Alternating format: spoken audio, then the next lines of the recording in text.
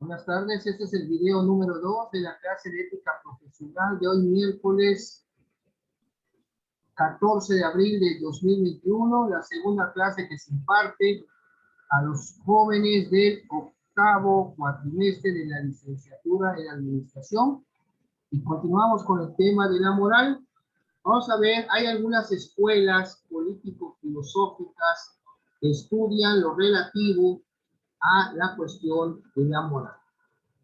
Bueno, hay diversas posturas que proponen la naturaleza de las normas éticas, algunas de las cuales se citan en el esquema siguiente. Tenemos primero una corriente de pensamiento conocida con el nombre de sociologismo. Sociologismo. Esta concepción defiende que las normas morales se originan en la sociedad y de ella reciben la fuerza y el vigor para imponerse a los individuos.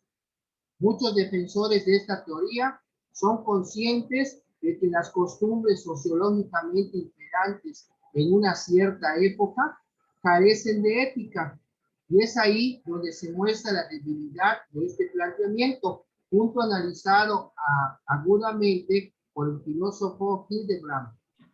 Tenemos también, ¿se acuerdan de Karl Marx? Bueno, tenemos también la figura del marxismo. En su último escrito económico, Las glosas a Wagner, Marx comienza diciendo: yo no parto del hombre, sino de un periodo social dado. Con esto estaba significando que, según lo ha venido demostrando la historia como criterio de verdad en cuanto a las distintas concepciones y formas del comportamiento humano, la ética no es una categoría social cuyos contenidos normativos sean de validez práctica, en el caso de la moral absoluta, la universal y la eterna, como ha pretendido Immanuel Kant con su imperativo categórico, sino que estos contenidos están sujetos al relativismo histórico de los distintos sistemas de vida que los seres humanos, divididos por clases, fueron adoptando en distintos periodos de su existencia como especie desde que superaron la época de la barbarie o la etapa de la barbarie. Así, para Carlos Marx, hay una moral y un tipo de ser humano correspondiente a cada periodo de la historia. En tanta prehistoria del ser humano eh, genérico, liberado de toda necesidad exterior, natural o social, que es lo que se está gestando en la moral de los comunistas. Tal como sucede en la base o estructura material de la sociedad, donde los distintos modos de producción configuran sus respectivas formaciones sociales que hasta ahora han correspondido a otras tantas etapas o periodos del desarrollo de las fuerzas productivas. Asimismo, las distintas superestructuras éticas, morales, jurídicas, ideológicas y políticas fueron la expresión periódicamente cambiante de los intereses de las distintas clases dominantes al interior de cada una de las formaciones sociales que han venido configurando la progresiva periodización característica en lo económico, social, político, moral y cultural de todos los seres humanos a través de la historia. Esta es la postura del marxismo. Hay otra corriente que se le conoce como el nombre de historicismo. Esta posición proclama que a lo largo de la historia y según un ritmo variable, la sensibilidad vital de unas generaciones es sustituida por la de otras, y de acuerdo con este proceso, al mismo tiempo que unos principios cobran vigencia, otros simplemente desaparecen.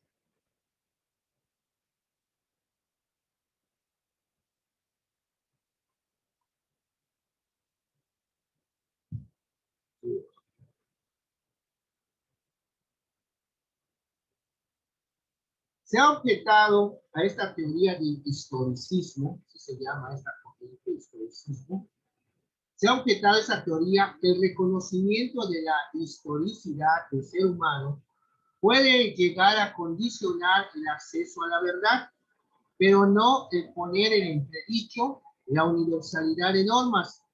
Diversos autores han subrayado que efectivamente hay que tener presentes las variables circunstancias de la historia, lo que no significa que esté limitada la capacidad de conocer exigencias mínimas y esenciales de lo que conocemos como la ley moral.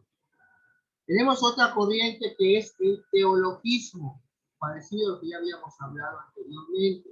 Esta corriente propugna que las normas morales tienen origen determinado por Dios. Podemos encontrar una postura teológica con relativa frecuencia en los pueblos primitivos, por ejemplo, en el pueblo de Israel, en el pueblo judio-cristiano y la moral de los profetas en diversas regiones antiguas del Medio Oriente. De hecho, la historia muestra que todas las religiones tienen algún tipo de código moral. En el caso del cristianismo, se reconoce un orden moral revelado en el Antiguo Testamento y ampliado en el mensaje moral de Jesús. Esto es lo que es el teologismo. Tenemos otra corriente de pensamiento que es la teoría de la ley natural. Existe una amplia pluralidad de teorías que fundamentan sus opiniones éticas y las normas morales en la ley natural. De entre ellas, sin duda alguna, la más importante es la teoría escolástica, según la cual todas las personas poseen una idéntica naturaleza, que es la naturaleza humana. Esta guarda una profunda relación de orden con el resto de los seres, pero sobre todo con Dios. Es la teoría de la ley natural. Otra corriente es el relativismo moral. Una postura filosófica que tiene mucha aceptación es la que acepta el relativismo de la moral, por lo cual niega la existencia de una moral objetiva, impuesta por la voluntad de Dios o por la vigencia de leyes naturales, sino que supone que se trataría de algo puramente convencional asociado a las diferentes culturas, creencias y éticas. Pensadores de autoridad a lo largo de los tiempos han alertado de los riesgos de este tipo de planteamientos. Está Sócrates, Platón y Kant. También está este señor Heisenberg, que sitúa las consecuencias del declive moral en el mismo orden de efectos de la catástrofe atómica. La condena del relativismo ético es compartida también por seguidores de la Escuela de Frankfurt. En el plano jurídico, cabe señalar que el derecho positivo cuenta en ocasiones con un fundamento objetivo que sustraiga del arbitrio individual los criterios reguladores de las relaciones de convivencia. Esto es lo que se refiere a la corriente denominada relativismo moral. Si se dan cuenta, cada una de estas teorías, de estas corrientes que estoy mencionando, dan su punto de vista relacionado con este tema, que es la moral. Tenemos otra escuela que es el objetivismo. Esta postura filosófica afirma que la única forma de alcanzar la moralidad es por medio del uso de la razón y la aceptación de la realidad en forma objetiva, independiente de la percepción del ser humano.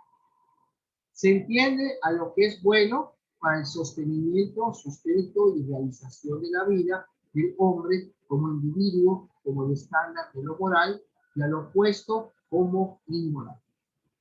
Bajo este estándar, esta teoría defiende un código moral objetivo y universal basado estrictamente en la razón. Después tenemos lo que es el anarquismo.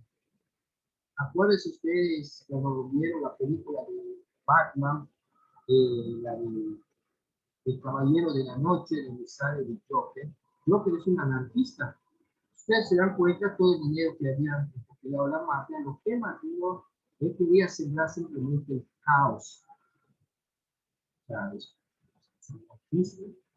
Y aquí, en respecto a la moral anarquista, destaca un ruso, Piotr Kropotkin, que dice que pasa por el principio de igualdad, del cual se extrae la conocida frase, tratar a los demás como quieres tú ser tratado, según la moral anarquista. Piotr Kropotkin. Bueno, además, ese principio de tratar a los demás como uno quiere ser tratado, que es sino el genuino principio de la igualdad, el principio fundamental de la anarquía, un principio de igualdad. ¿Y cómo puede uno llegar a creerse anarquista sin ponerlo en la práctica? Y la igualdad, pues es la equidad. Llamándonos anarquistas, declaramos por adelantado que renunciamos a tratar a los demás como nosotros no quisiéramos ser tratados por ellos, que no toleramos ya la desigualdad, lo cual permitiría a alguno de entre nosotros ejercitar la violencia o la astucia o la habilidad del modo que nos desagradaría a nosotros mismos. Pero, ojo, la igualdad en todo, como sinónimo de equidad, es la anarquía misma. Al diablo el oso blanco, que se abroga el derecho de engañar la sencillez de los otros. No lo queremos y lo suprimimos por necesidad. No es únicamente a esa trinidad abstracta de ley, religión y autoridad a la que declaramos la guerra.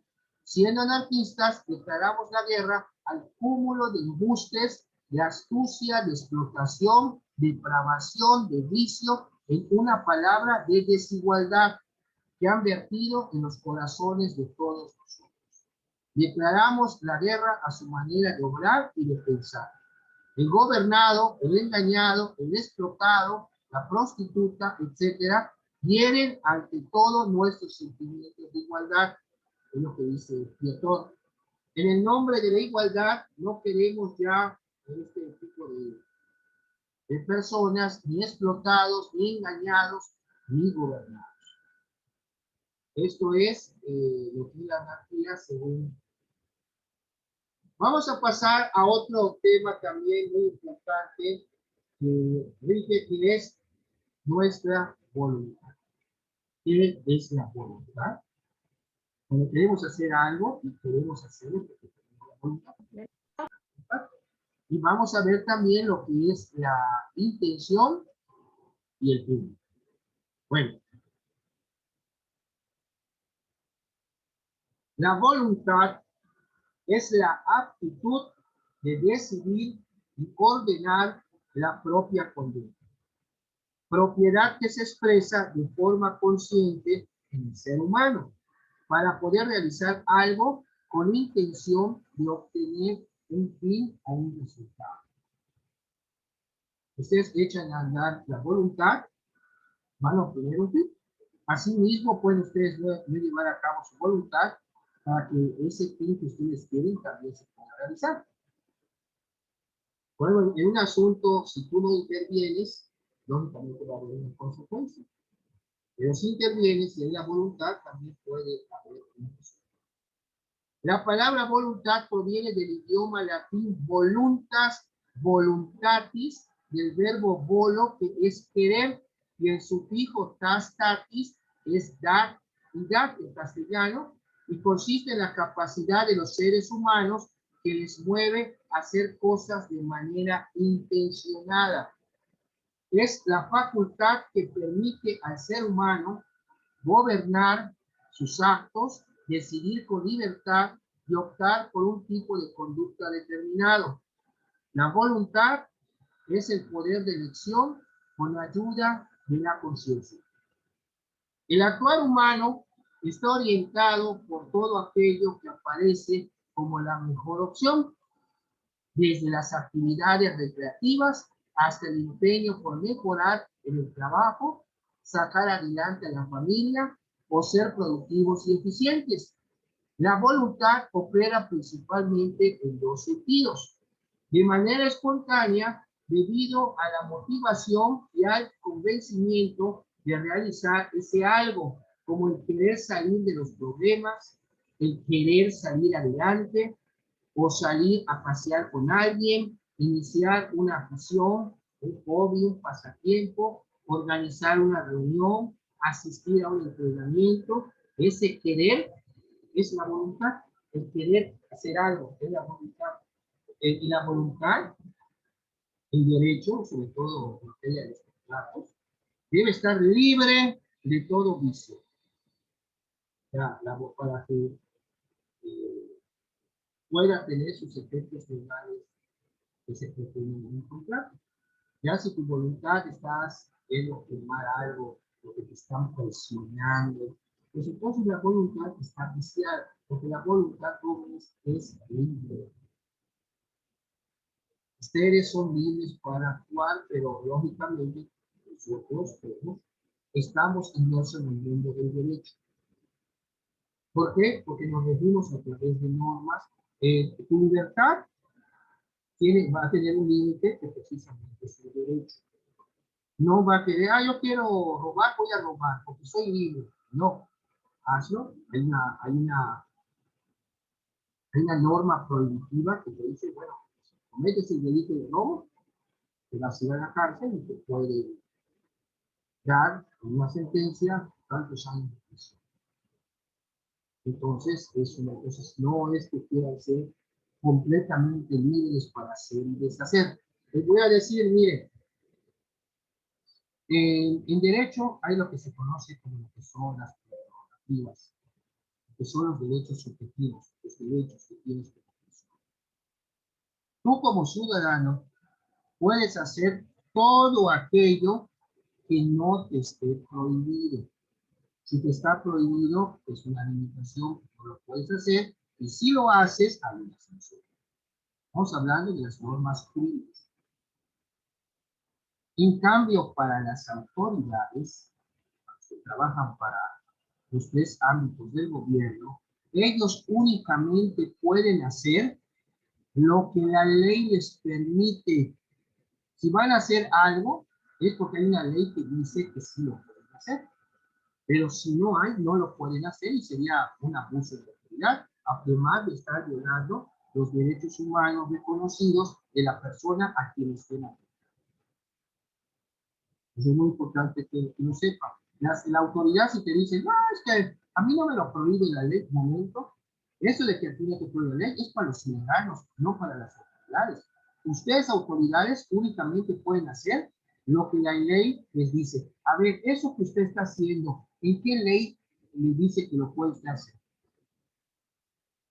Vean ustedes la diferencia. Entonces, si lo vemos en el ámbito de las prerrogativas, los ciudadanos tenemos, pues, un ámbito muchísimo más grande que de las autoridades en cuestión de las prerrogativas.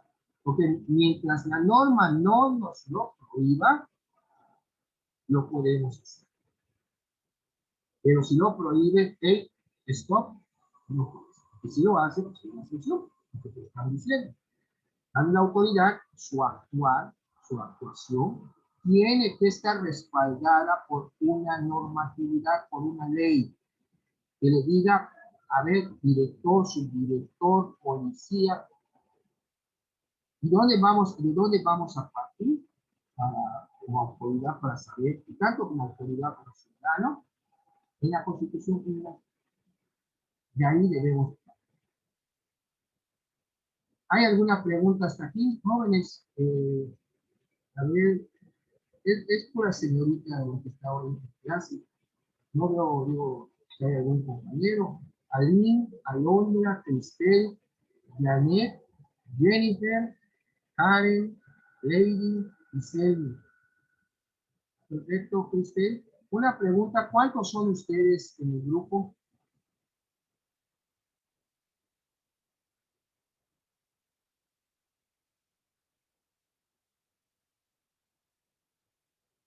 ¿Cuántos son ustedes? Ah, ok. Alondra dice que no hay preguntas, como 13.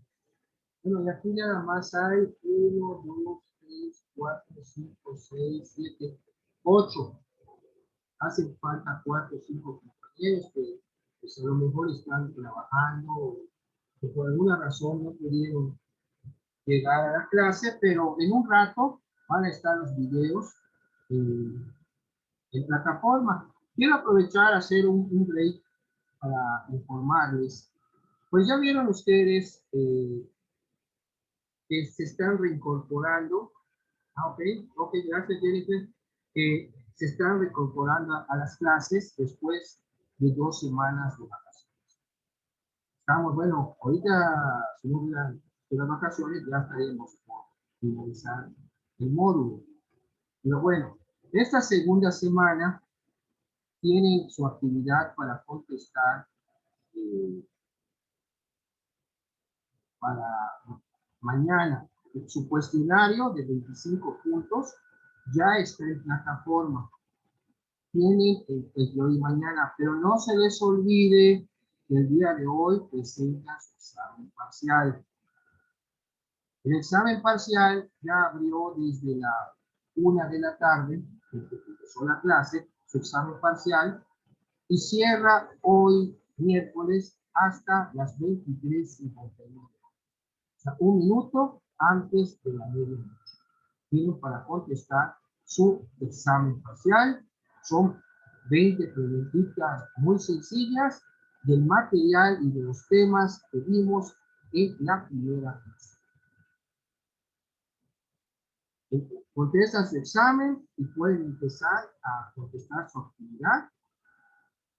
Ya la actividad, el examen cierra hoy, la actividad cierra mañana, para que ya el jueves ya tengan un minuto del viernes, aunque ese día no trabaja en la universidad, pero ya tengan a su disposición la calificación de ustedes del parcial. Ya vieron porque tuvimos nuestra primera clase y un cuestionario. Espero que todos hayan contestado su cuestionario. Estamos retomando con la segunda clase que es hoy. Tienen también su cuestionario que ya abrió también a la 1 de la tarde, pero será mañana. Y su examen que abre hoy será el mismo también. Entonces, si ya no van a tener ya más clase, pues terminando esta, pueden ponerse a contestar su examen. Tienen todo el día de hoy, miércoles. El próximo miércoles, o sea, en una semana, estoy mencionando que es el día 21 de abril, es nuestra tercera semana. Bueno, en esta tercera clase que vamos a tener la clase normal, 2 horas normal, y van a tener su actividad de su cuestionario de 25 puntos para efecto de que lo contesten. Y ya para la cuarta semana, tomen nota, se los estoy diciendo desde ahora. La cuarta semana es el 28 de abril. El cuestionario va a estar abierto desde lunes a martes. Porque el miércoles, el último día de clase, es el 28 de abril, la cuarta clase, la cuarta semana. Vamos a tener solamente 1 hora de clase. ¿A qué me refiero? De 1 a 2 y de 2 a 3 su examen final. Su examen final tiene que contestarlo en 1 hora. No es todo el día como el parcial. Les aviso porque la actividad se está subiendo por adelantado desde el lunes para que el martes lo entreguen, el miércoles tengamos la hora de clase, su hora de su examen y se acabó el módulo. Y ya después podríamos decir que pasada las 3 de la tarde, ese 28, ya la coordinación podría empezar a ver la calificación de ustedes ya en la final.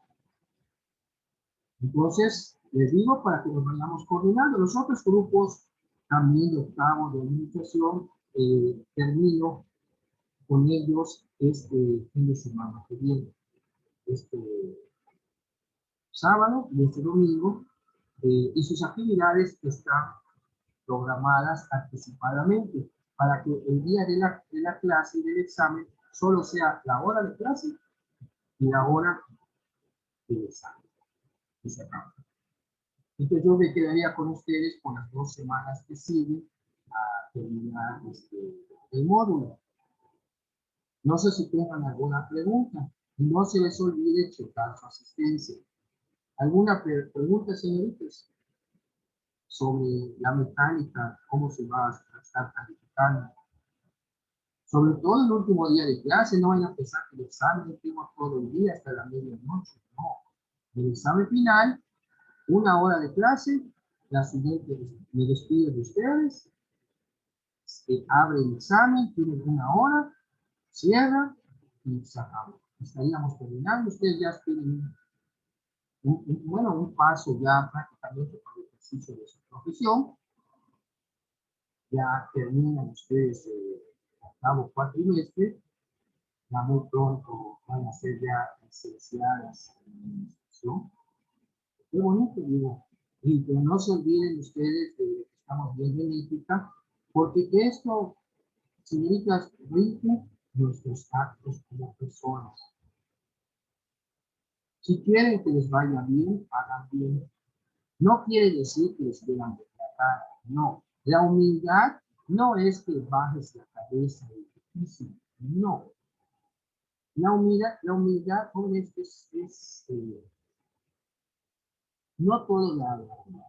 Ese es un valor que no todos lo practican, que por el orgullo. El orgullo es soberbio también. No. Ustedes traten de evitar el problema, no devuelvan con lo mismo, porque eso se llama venganza. Todo eso que estamos viendo acá quizás resulte un poco abstracto por la cuestión en que están planteados los temas. Pero de una manera práctica, la ética la llevamos diario, la ética profesional. La ética profesional, pues, es un conjunto de normas que va a regular el ejercicio de su profesión. Y como vamos a ver en la clase que sigue, hay la ética personal, la ética teórica, que es lo que tú debes de hacer, y la ética profesional que rige el ejercicio de tu profesión. Pero cuando se dé una situación X, que esté entre esa situación, la ética profesional, el ejercicio de tu profesión, tu ética personal, vete por el lado de la ética profesional. Dice que debes de irte por el lado donde causes el menor daño o puedas producir el mejor bien. Pero por eso es muy importante que ustedes como personas sean, en cuanto a valores, sean en sociedad, unas personas así. No hay personas perfectas, pero sí que tratemos de buscar la reflexión, sobre todo en la cuestión filosófica, en la cuestión ética, sobre todo pensando en los demás. Esto creo que ustedes lo han escuchado en algún dogma religioso. Si ustedes se dan cuenta, cuando hablamos de empatía, estamos hablando de ponernos en los zapatos del prójimo cuando esté en una situación que se está afectando. Y hay que, para poderlo entender, si ustedes se dan cuenta, en las normas religiosas, sobre todo el decálogo, los 10 mandamientos, amarás a tu prójimo como a ti mismo. Si amas al que te ama, tú mérito tienes. Entonces, amar al prójimo es la empatía también, entender al prójimo para su. Hay que ser empáticos. Bueno, El actuar humano está orientado por todo aquello que aparece como la mejor opción, desde las actividades recreativas hasta el empeño por mejorar el trabajo, sacar adelante a la familia o ser productivos y eficientes. La voluntad opera principalmente en dos sentidos: de manera espontánea, debido a la motivación y al convencimiento de realizar ese algo, como el querer salir de los problemas, el querer salir adelante, o salir a pasear con alguien, como les decía, iniciar un hobby, etcétera. De forma consciente, debido al esfuerzo u obligación a realizar determinadas cosas, terminar un informe a pesar del cansancio, estudiar una materia que no les gusta o presenta dificultades, recoger las cosas que están fuera de su lugar, levantarse a pesar del sueño. Todo esto representa un ejercicio de voluntad, porque se llega a la decisión de actuar contando con los inconvenientes. La voluntad es fundamental para el ser humano, pues le dota de capacidad para llevar a cabo acciones contrarias a las tendencias inmediatas del momento. Sin voluntad no se pueden lograr objetivos planeados. Es uno de los conceptos más difíciles y debatidos de la filosofía, especialmente cuando los filósofos investigan cuestiones como las que se refieren al libre albedrío. Existe la cuestión adicional de que si se puede simultáneamente observar lo que se desea hacer y además tener conocimiento de las razones por las que se elige hacer eso en lugar de otra cosa. Las interrogantes más profundas sobre la existencia humana giran a menudo alrededor de las cuestiones sobre la voluntad. El concepto de voluntad en la filosofía. El racionalismo postergó el concepto de voluntad hasta que Manuel Kant no vuelve a cobrar prestigio. En la filosofía contemporánea se presenta como valor fundamental como un apetito intelectual o la capacidad de decisión propia a un ser dotado de inteligencia y capaz de autodeterminarse a sí mismo desde las ideas. La voluntad es la potencia del ser humano que le mueve a hacer o no una cosa. La función de la voluntad es un aspecto de la llamada vida de tendencia, o sea, de la actitud general para reaccionar ante los estímulos externos o internos, pero se diferencia de las demás actividades propias de la vida de tendencia, en donde la voluntad se involucra con la representación intelectual del objeto y es deliberada, si bien obra a base de hábitos, instintos, etc. El maestro Platón, el filósofo Platón, considera que las elecciones concretas de los hombres son responsabilidad de cada uno, es decir, dependen de la propia voluntad. Por su parte, Aristóteles distingue entre actos involuntarios, que son los realizados por ignorancia o bajo una fuerza externa que nos mueve sin que lo queramos, y voluntarios, que son escogidos con conocimiento de causa y sin contrición externa. Hay un filósofo, Arthur Schopenhauer, en su obra más importante, que se llama El mundo como voluntad y representación, entiende que la voluntad es la realidad última subyacente al mundo de la percepción sensible. Cuando hablan ustedes de la percepción sensible, estamos hablando de lo que se percibe a través de los sentidos. Por eso es sensible, porque viene de sentidos. No sé si recuerden ustedes cuando vieron en alguna ocasión la Revolución Francesa, los enciclopedistas franceses. Bueno, aquí tenemos a uno. Tenemos a Jean-Jacques Rousseau o Juan Jacobo Rousseau, que utiliza el concepto de voluntad general en su obra El contrato social.